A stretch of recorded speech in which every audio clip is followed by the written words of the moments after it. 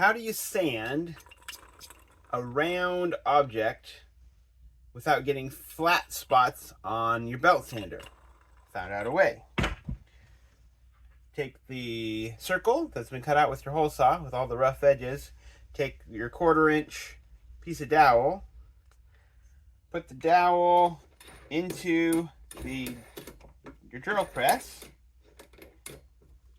Put your drill press on a low speed, low RPM.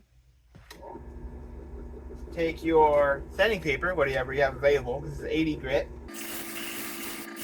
and start sanding it down. 120, 220. Now, this is a quick sanding. You can go as far as you want, but you have a nice round piece that's sanded evenly all the way across.